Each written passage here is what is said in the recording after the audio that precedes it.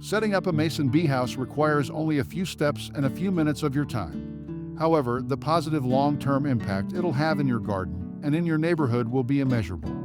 In this video, I'll show you the basic steps of setting up a mason bee house.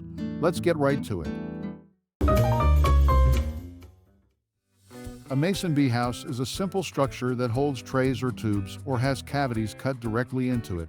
They can be purchased at a store or you can make one at home. There are endless designs and materials to choose from, but the important thing is that the tubes or cavities are made to the correct length and diameter and are kept dry. The ideal length is anywhere between 4 to 7 inches with a diameter of around 5/16. The best time to set up a mason bee house is just before you decide to put out your cocoons. This is usually around the beginning of spring, in March or April, depending on your location's seasonal climate. Ultimately, it depends more on the weather than anything else. After their hibernation period, mason bees will begin to hatch when the daily temperature is consistently above 55 degrees Fahrenheit or 13 degrees Celsius. There also needs to be some early season blooming flowers available so the bees can get some food. There is always the risk of a late season frost that can severely hamper their ability to feed themselves, even leading to their untimely deaths.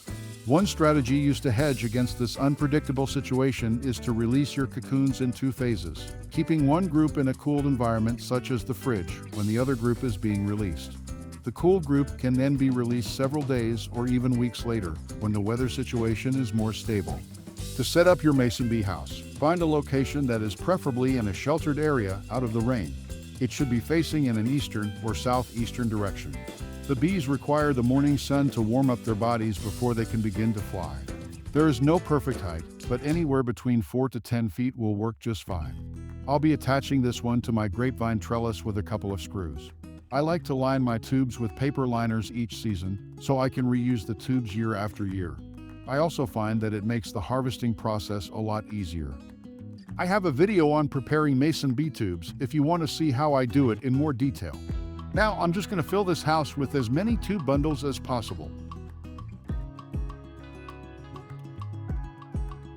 To set out the cocoons themselves, I like to use jar lids as little trays. I'll insert these lids into the hatching area of the mason bee house. These jar lids will help prevent the cocoons from being blown out if there's any windy weather. They go in this little slot just below the tube area. Setting the cocoons out right by the tubes will encourage the bees to use them. We're all set and ready to go. Now we can check in daily to watch as the bees begin to hatch and go about their daily routines. Well folks, I hope you've enjoyed the video and give our little friends a chance in your gardens. Thanks for watching, and if you haven't already, please subscribe.